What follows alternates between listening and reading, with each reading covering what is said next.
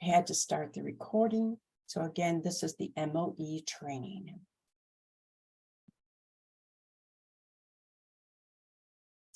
This is the Office of Special Education Finance and Budget staff. We are all here to serve you. That's our job, is to make your life easier and to help you be in compliance and get your reporting done. So please call any of us, but today you'll be meeting and hearing from Shalonda Lewis. She is the contact and the lead person and is over the maintenance of effort for Virginia. And to get us started, we want to know about where you are in your knowledge of MOE. We have a short poll of 4 questions that I'm going to launch in just a minute. And if you would just take a few minutes and answer these questions, we would really appreciate it. And then we'll share them and go over and see how you all do.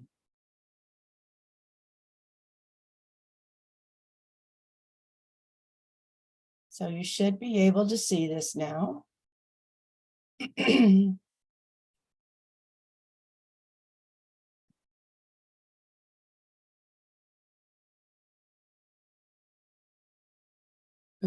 also have 45 attendees now. So for those who just got on, please put your name, your school division, and your email in the chat box. And we are in the middle of doing our first poll.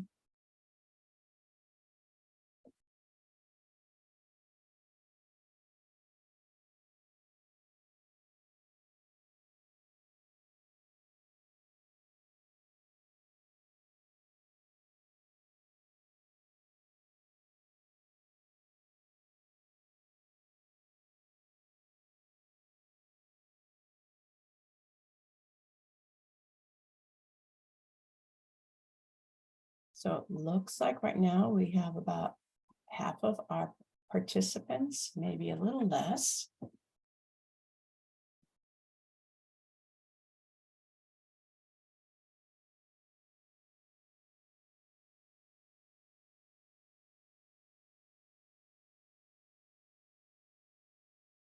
We are now up to 50 participants.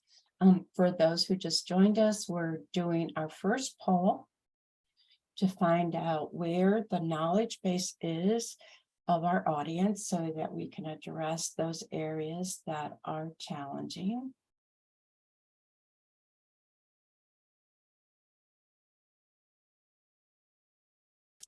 Please put your name, your school division, and your email in the chat box.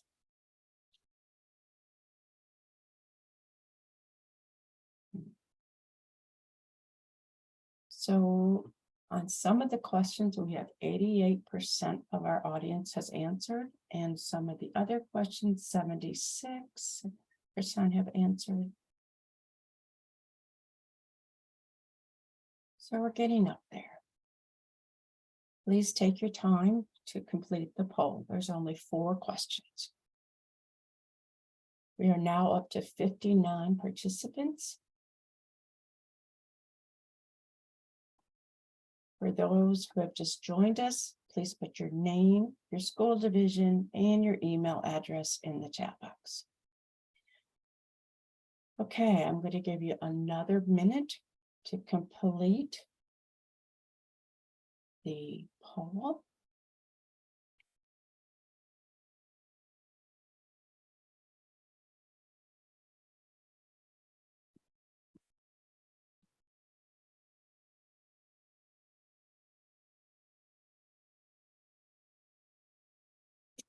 Okay, I'm going to end the poll now and share the results. So you should be able to see the results. And you'll see here on the first question, 88% of those who answered the question got it right. So eligibility and compliance is a requirement of MOE. Maintenance of effort includes federal expenses only, state and local expenses, and as you can see, 50%, 56% said federal, state, and local expenses, and that is not correct. MOE includes state and local expenses only. Number 3, what can contribute to a decrease in MOE expenses? Decrease in enrollment, departure of staff. And if you answered number 4, then you were correct. All of the above, all 3 answers. And on number 4, which I can't hardly see. Okay, here we go. So in my division, the following people work on submitting the MOE, and I am so happy to see that you all, 68% of you said you're working in a collaborative. And if you're doing that, then you're doing very well, because you cannot do the MOE by yourself. You have to work with the finance department and other staff members to keep this accurate and to maintain good records and to be able to get the report in. So I want to thank you very much for taking this poll. I hope that some of you, it gave you some insight into some of the things that we're going to be talking about today. And I appreciate it. And looks like somehow we got a little extra 5, and those were just there by mistake. Not really sure what happened. Anyways, on with the show.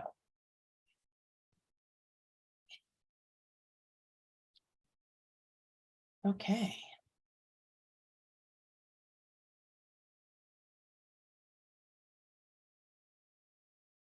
So our job today is to go over all of these sections, and Shalonda will be doing that. Section 1 is an overview MOE, then we'll talk about compliance standard, how to do the submission data submission, what are allowable exceptions, and what happens when non-compliance comes to play in. And then we have upcoming dates and resources for you. So without further ado, Shalonda, it's all yours. Thanks, Joanne.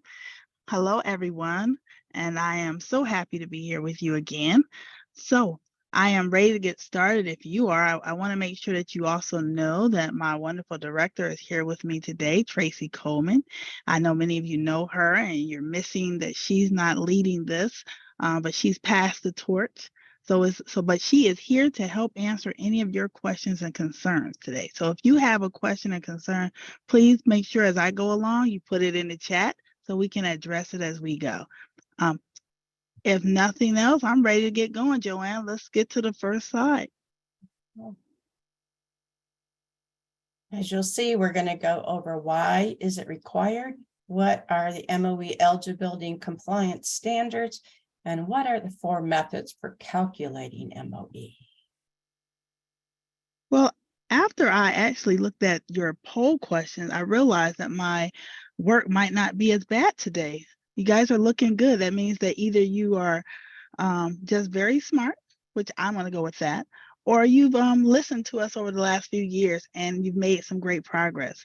So therefore, I'm not going to take that this is going to be too difficult today, because you already know a lot. But let's start with maintenance of effort, also known to many of us as MOE.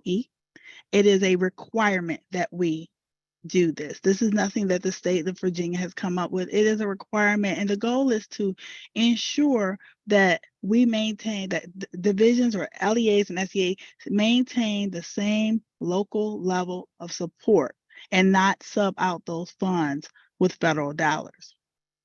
Today, we're going to talk about 2 different parts of MOE, the eligibility standard and the compliance standard. The majority of our time is going to be spent on the compliance standard. But let's talk about the eligibility standard first. That has to do with budgeting. And we do that in around April or April, May. You all may have to submit your annual plan. So many of you have already done it.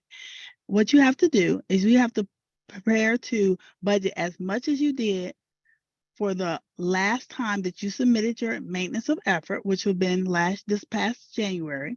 You want to make sure that you're budgeting just as much as you've spent the last time you met MOE. And that's seems a little complicated, but I think as we go through today, you'll understand that a little bit more. But let's talk about compliance.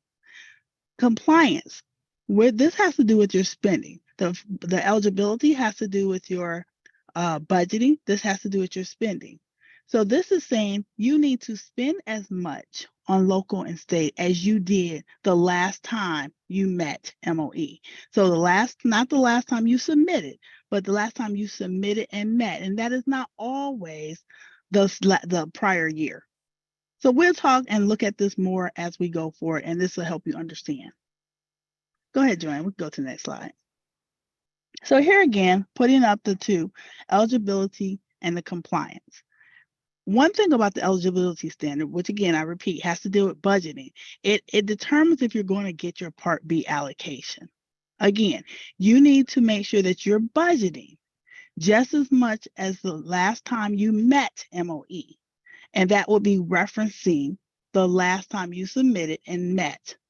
That again, that may not be the same year, but we're referencing the last time you submitted, and that information would be available.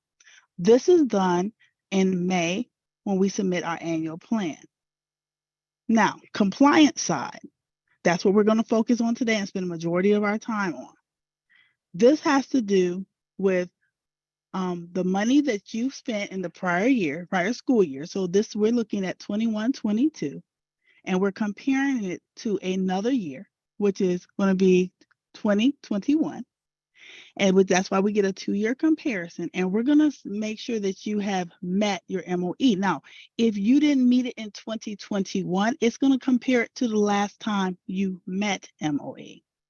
So that might not be for everyone the same time period. And we have 4 different tests that we're using this for. So you therefore may not meet each test for the same year. And that seems a little complicated, but again, I think once we get a few more visuals, it'll make a little more sense to you. Remember, when we do the compliance standard of MOE, you need to make sure that you know that your expenditures are based upon the state fiscal year. And as I stated before, MOE compliance is due in our MOE application in January 31st of this year. MOE will need to be submitted. Let's go to the next slide, Joanne. So let's talk about the 4 methods of calculating, which we also reference as the 4 tests. Your first test has to do with your local funds. The second test looks at local and state funds, combine, and then you have the per capita amount of your local funds and the per capita amount of your state and local funds to combine. So you want to make sure that you know there are 4 tests or 4 ways of calculating LEA MOE, but you only have to meet 1 test. And we will talk a little bit more about that. Let's go forward. So again, kind of checking your understanding, take a look at this slide. There's one thing that's consistent, and those are the 4 ways we calculate MOE that relate to the budgeting, which deals with your eligibility side, and the spending, which deals with the compliance standard. I want to let you know that, again, the 4 calculations in the middle is being used when we do it for eligibility and we do it for spending. It's just a matter of how and when we look at this information. So let's move forward.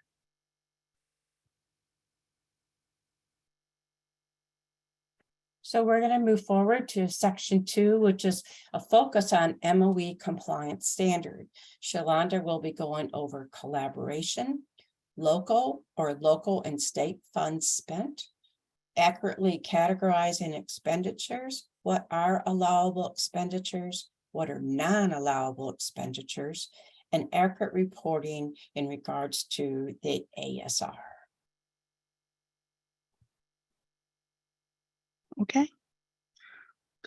MOE compliance. At the end of the day, we're trying to determine, did your school division spend enough, either, like I said, on local dollars, local funds, or local and state funds to meet MOE? That is what we're going to focus on as we go into this unit and go forward. So let's talk a little bit more now about collaboration. Next slide.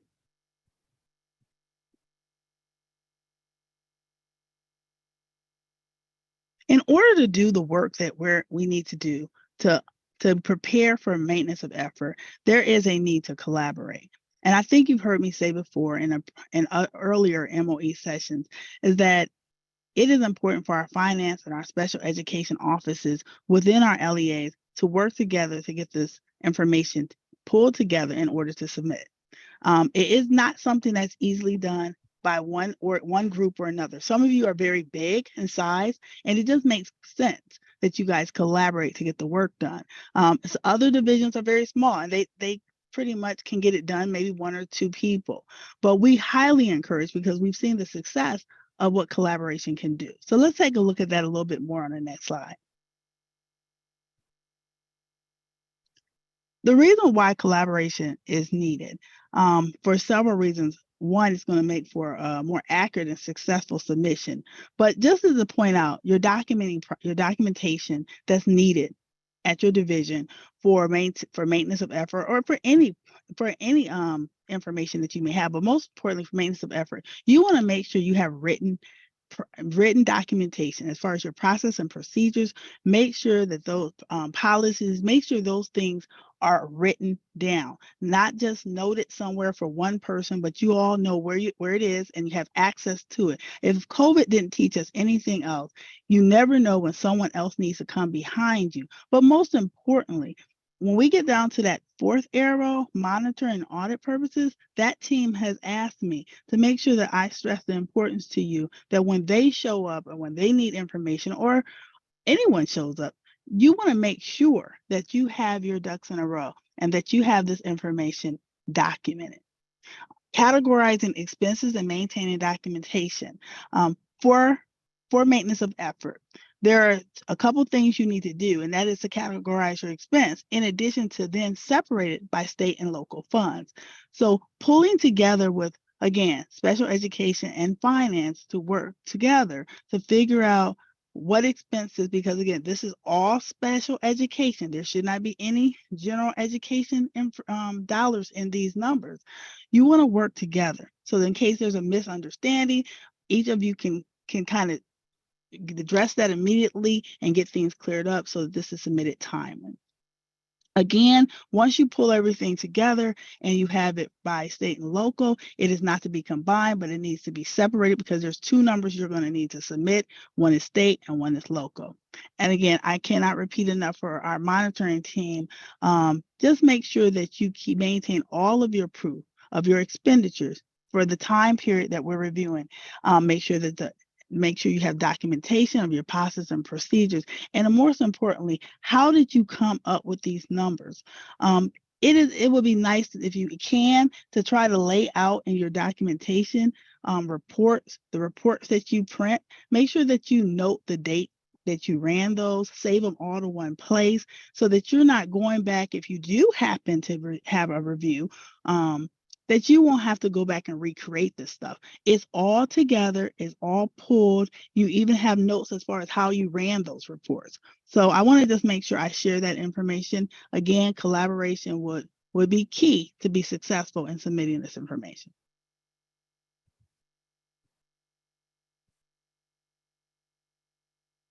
Okay. Just 1 second. All right. Back to categorizing expenditures. So that now we're well on our way to getting ready to prepare to submit the MOE. So first thing we need to do is we need to go out and categorize all of our expenditures. As I stated before, make sure you only include local and state dollars. There is no federal. Make sure that their information, once you gather it by local and state, you then separate it by, make sure that it's totally separate. It's not combined in one total, that you can give us just the local number, you can give us just the state number.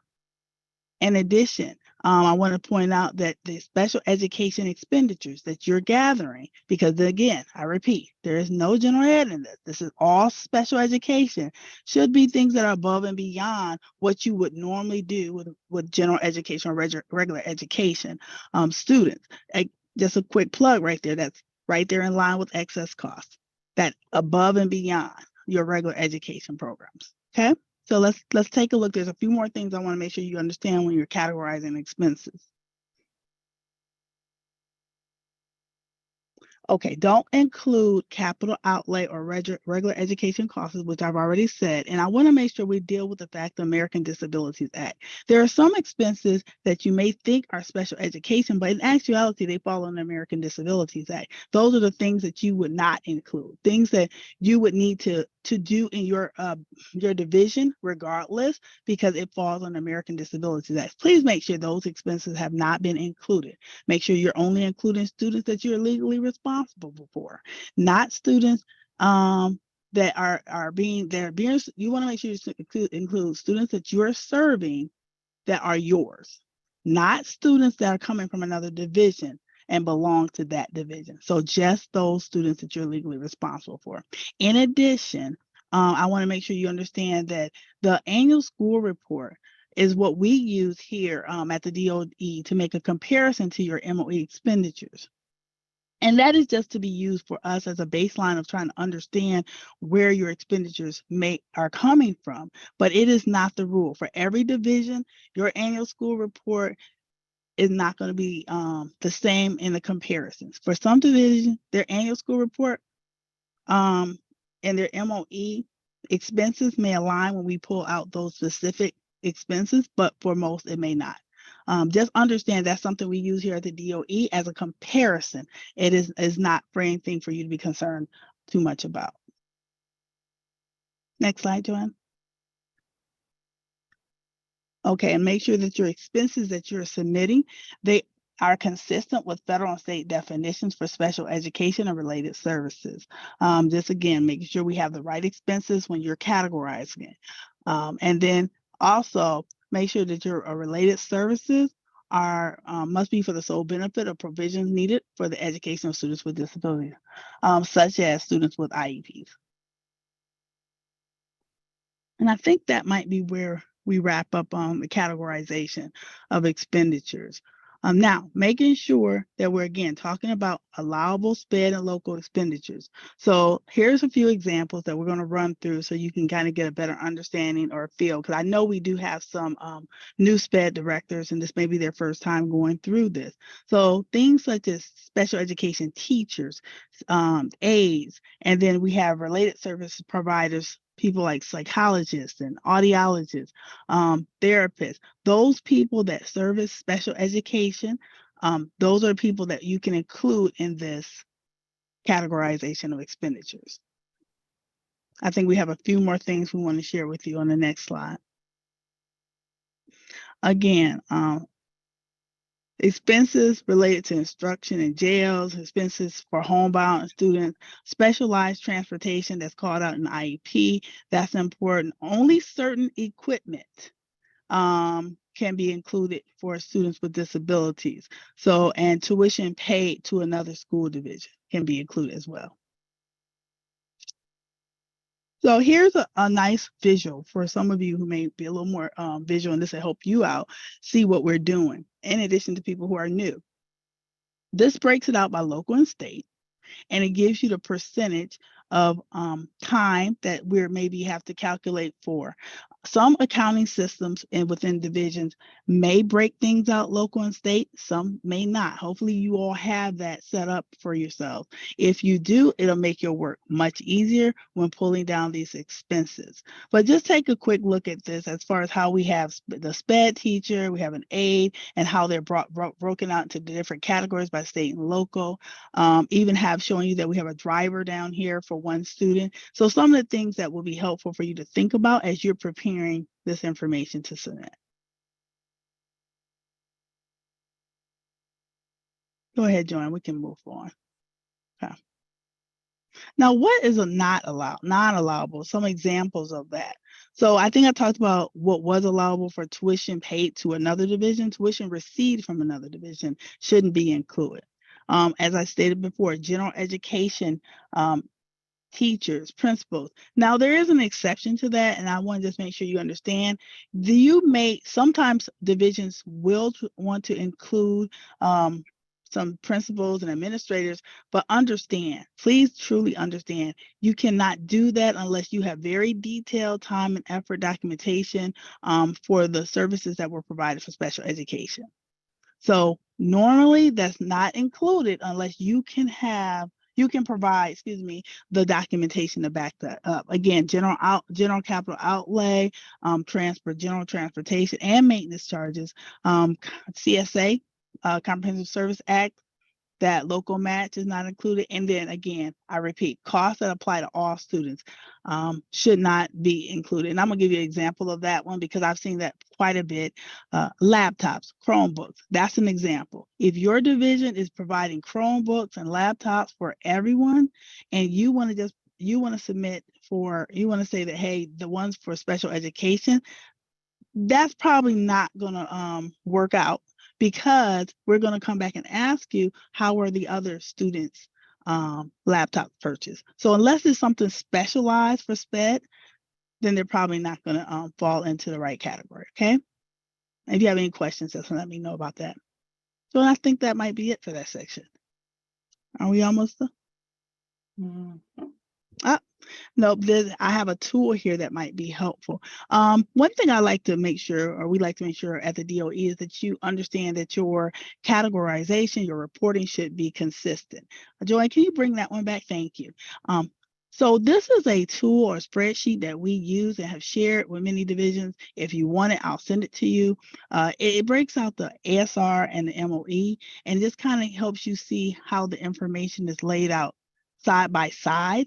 It's a nice little crosswalk. If you need this, would like to lay your information out because you're having some challenges, or just would like to have this as a reference tool, please send me an email. I'll be more than happy to get it out to you. I know I don't want to send it out to everyone. I know many people don't use this, they're comfortable, but it's a great tool to use to lay out your expenditures, because what's going to happen, as I stated before, we're going to compare your numbers that you provide against your ASR, and then I'm going to ask you to tell me what's the difference. And if you've already done this work, it would be very helpful for you. It'll be very easy, shall I say, for you to respond.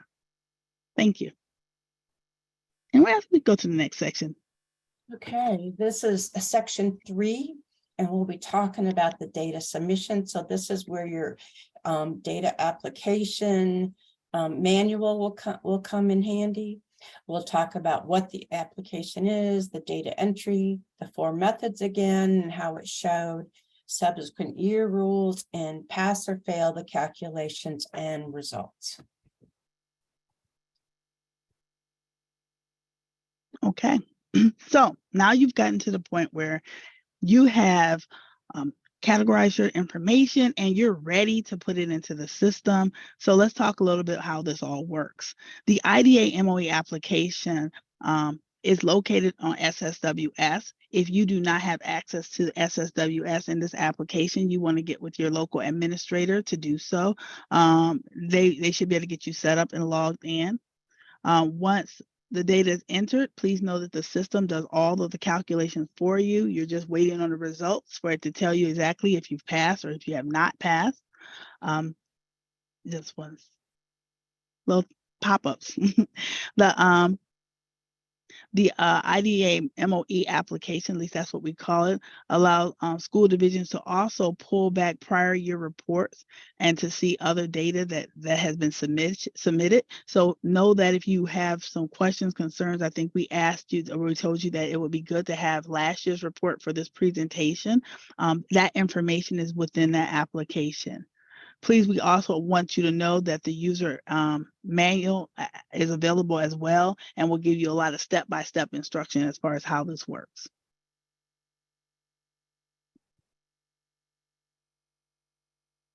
So right here, we have the screen where we start the process of inputting the data.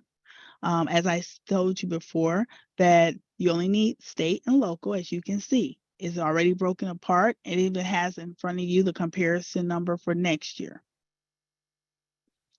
So now let's talk about, before we saw that the data was going in, let's talk about the 4 tests. Let's talk about what they are again. Let's talk about how this will look, and a little bit about maybe the subsequent year rule. So the 4 tests are right here in front of you. Like I said before, local plus state, local funds per capita, and local plus state funds per capita. If you look at this in the first line for 2019-2020, this for that year, it gives you 4 numbers, and those all represent the results of the test that was taken. And in this situation, those 4 numbers represent that the division met MOE. That little star, that's a little indicator for you to know that the division has met.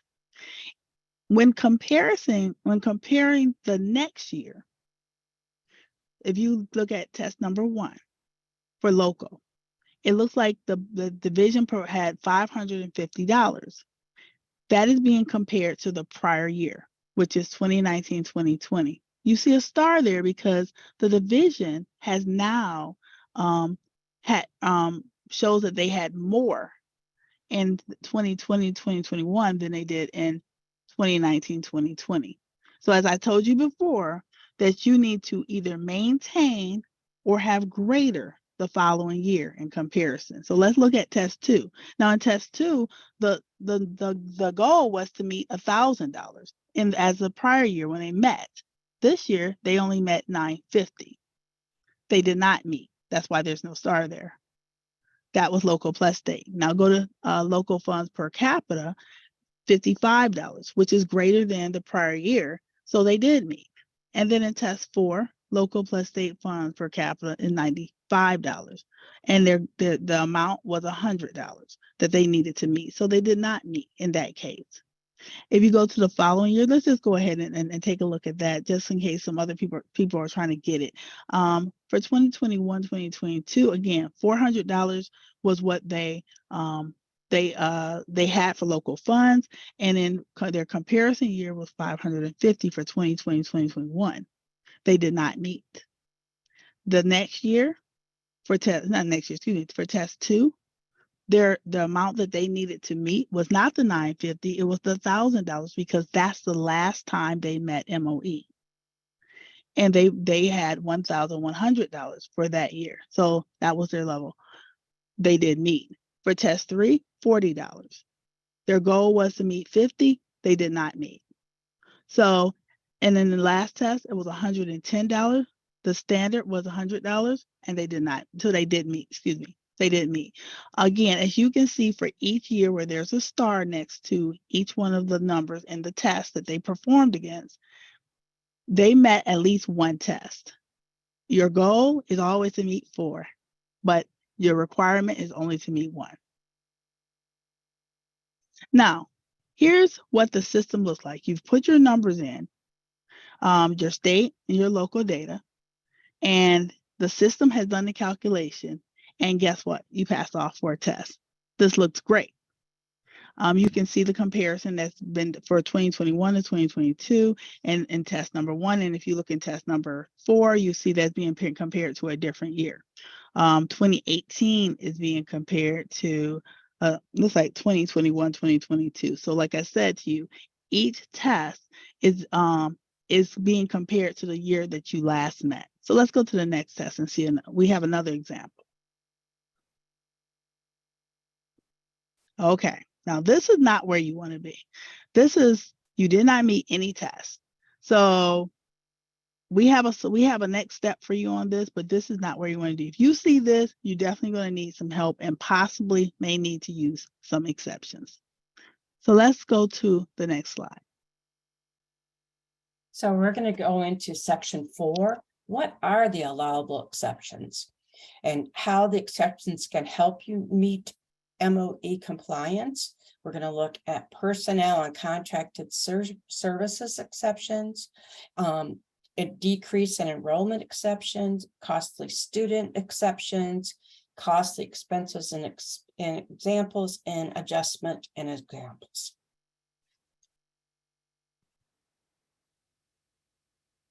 Okay. All right. So if MOE is not met, we have some exceptions. What are exceptions and how can they help you? These are allowable costs that allow you to decrease in the current year your actual expenditures. Okay, so this is set up to help you meet MOE. You can use more than one exception in a year, so that's a good. If one exception doesn't do it, you can use 2 or 3. Then, and what's the third point here is that an LA may apply these exceptions to reduce its required MOE level and meet the compliance standard using any of the 4 tests. So it doesn't have to be one. You can use it to meet all 4. Allowable exceptions and adjustments. So I want to make sure you know that there are 4 allowable exceptions that we're going to discuss, and there's 1 adjustment. Voluntary departure is the 1 exception, a decrease in the enrollment of students with disabilities, exceptionally costly program, which many of you may know it as exceptionally costing students, and long-term costly expenditures. And then there's an adjustment that can be used that we try not to use unless we have to, and I hope none of you have to use it, and that is the adjustment to local fiscal effort. So let's take a look at the allowable exceptions. Our first allowable exception is voluntary departures. And what we have here in front of you is the federal regulation as far as what the definition is. But let's go to the next slide and talk about it in a little bit more layman terms, but you can review that. So a voluntary departure really has to do with, and I want to stress the word voluntary, someone who has left that role and moved on. So sometimes that's a retirement, sometimes that's someone moving on for another job. So in this example that we gave you here is a veteran school teacher that has retired. The school division was paying that teacher $150,000. They now have hired someone else who has a little bit less experience for $90,000. The difference between the $150,000 and the $90,000 is about $60,000. That would be your allowable exception to lower your level of effort. So let's take a look at that. The second exception is a decrease in enrollment. This is because your SPED child count, based on December 1 child count, has went down from year over year. The good news about this exception, there's no real work for you to do. The system will automatically calculate it because that information is in our system, and the system is pulling that information in and makes the adjustment for you. So let's go to the next slide. So this is not the best screenshot, but because it might be a little small, but I just want to let you know that if you are eligible for a decrease in enrollment exception, please know that the system will calculate it for you. The screen may look a little something like below, and that will show up for you. Next exception. Exceptionally costly program.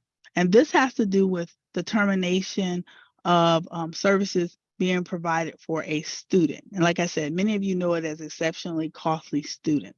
So let's talk about this in the next slide, Joanne, a little bit more. So the exceptionally costly student is determined as a student that costs you at least 2 to 3 times more than the average cost of providing services to another student or related services, providing special education or related services, excuse me. Now, reasons why a student would services would be terminated is because of one, the student has left the jurisdiction. I think most of us understand that, moved away, left, and then or the student has aged out, which happens, that they no longer need those services, or the student, Joan, I can't see that, but I believe the third one is it no longer needs the program of special education. Yes, that is correct. Thank you. So go ahead and go to the next slide. So here's an example of a costly program.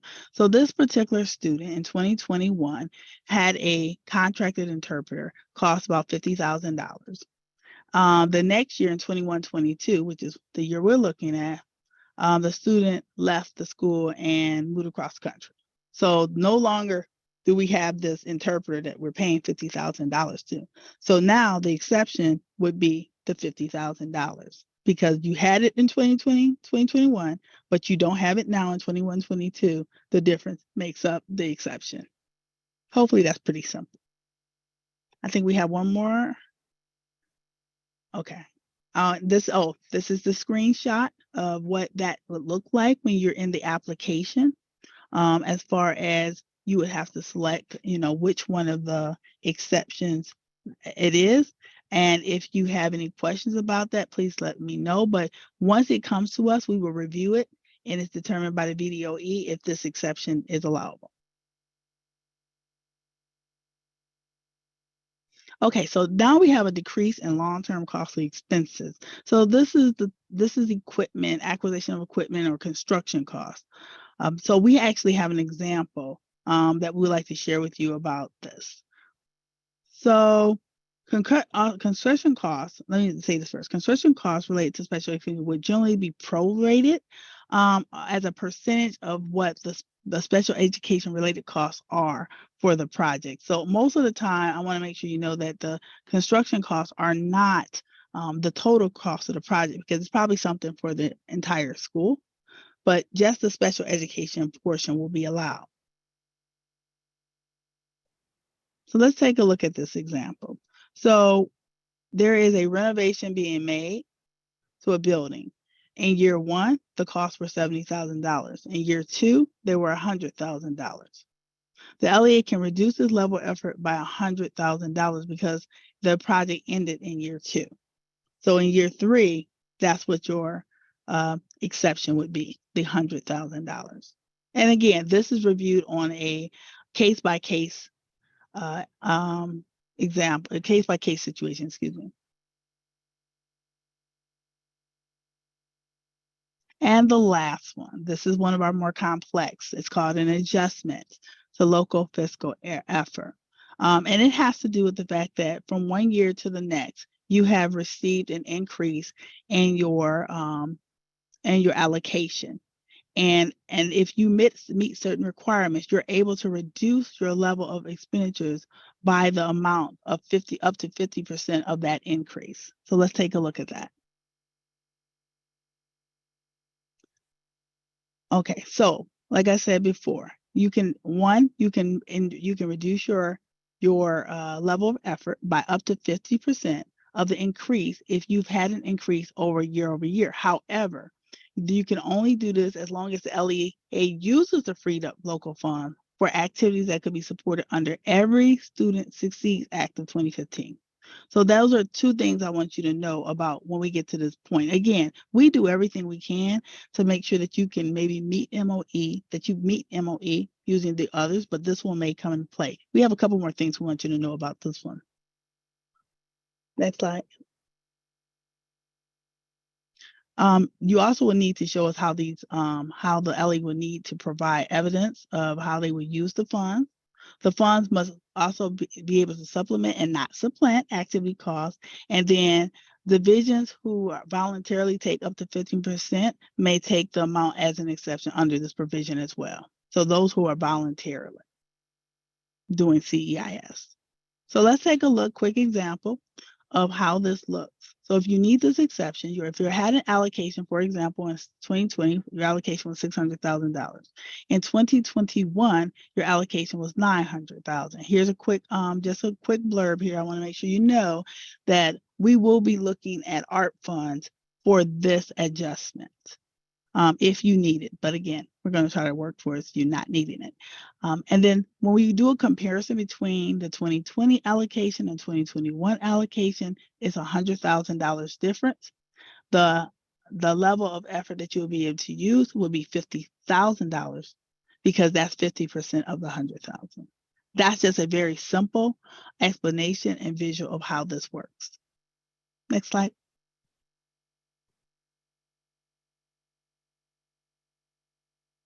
There are conditions where you could not use this. One is if you are unable to show that you are able to provide FAPE, or if the SEA has taken action against the LEA, you will not be able to use this. Also, if your local determination falls into needs assistance, needs intervention, or needs substantial intervention, you will not be able to use this adjustment. And then finally, if you are required to do CEIS, you will not be able to take advantage of this MOE adjustment option. Next slide. Last note is that I think I mentioned last year, I just wanted to mention again this year, that CARES funds cannot be used for an MOE adjustment. So we'll be heading on to section 5. And this is about non-compliance. What happens if a school division finds itself not meeting any of the 4 methods and verification of your submission? Well, we definitely don't want to get here. But if we find ourselves in this position, please call me, email me, reach out to me immediately. Especially, if you have done everything you could, you've applied all of the exceptions, and you still do not meet MOE, please call me and let's work together. We are here to help you. But in the event all else fails and we still can't get you to meet MOE, this is what will happen next. I believe we have a slide to kind of give that. Well, the VDOE, first of all, we were going to need to pay the federal government back the amount in which you failed to maintain effort. Then we're going to ask that the school division pays us back here at the VDOE, the state, for that amount of money. Please note that you are not able to repay the state with federal funds. They need to be non-federal funds. And then you will also need to continue to maintain your normal level of effort to meet MOE. So just because you have to repay funds does not negate you from having to meet MOE eligibility requirements. Next slide, Joanne. All right, so this is the last step. The MOE, for many people who are familiar with it, know that it's a little bit more complex as far as the back and forth between the VDOE and the division to try to make sure that we have all the information correct and the approvals. So I just want to make sure that you are aware that you must have the superintendent's approval at the end of this. So if I send it back and say it's approved, there are still steps. Please read the manual, follow the steps to get the formal electronic approval completed. That is when the process ends. Some of you will get to this very quickly because you won't have the exceptions or have to speak with the VDOE to receive additional help. Others, it's a process, and wherever I can, I will remind you that you need to make sure you get superintendent's approval because the process is not complete until that is done. Next slide, Joanne. Thank you.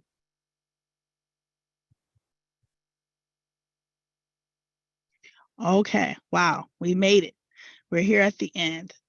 So to summarize all that I've said, and if you will be able to use the recording if you need to go back, use the resources that we've given you. We shared them up front, and we have some at the end of this presentation as well. Collaborate. Work together to get this done, to especially categorize those expenses. Make sure that everything is categorized and broken apart by local and state special education expenditures. This is only special education. The IDEA MOE app does most of the, other than you putting in those 2 numbers, it will do most of the other work for you after you've entered that information. I want to stress, strive to pass all 4 tests, but you only need to pass 1 to make MOE. Use allowable exceptions if necessary. If you don't need them, you don't have to use them, but if you need them, use them. Plan to ensure the division budget and expense through local and state dollars to maintain eligibility and compliance. So do what we need to do to make sure that you maintain your eligibility, maintain your compliance standard. And at the end, I think I just went over that. We will make sure the verification process, make sure you understand the fact that you have to go back and forth with me at the VDOE until everything is complete, and then you need to push this towards your superintendent for approval. Joanne, I think we may be done. Are we done? We're pretty close to that, except we have a poll. This is our last poll. And after we finish the poll, we do have another slide about resources, and then another slide about the upcoming Q&A sessions and the dates. And you should have received assistant superintendent's email with that information in it also. But let's pull up the second poll. I have confidence in them. I do too. That is, because they already were doing well as we started. So this group, this is going to be 100 all the way down. I'm certain of it. so we're launched it. You should be able to see it. And we have 73 participants. So hopefully all 73 will complete the poll.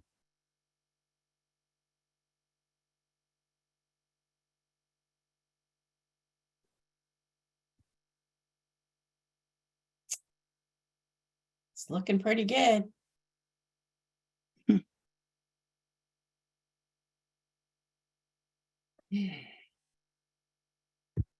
Don't let me down.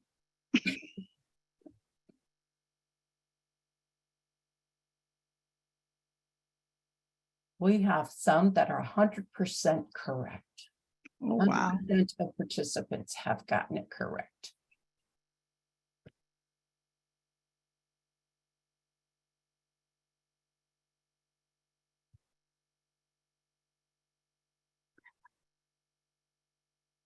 Did I see some questions, Joanne, that we may have a minute or two to answer in the chat?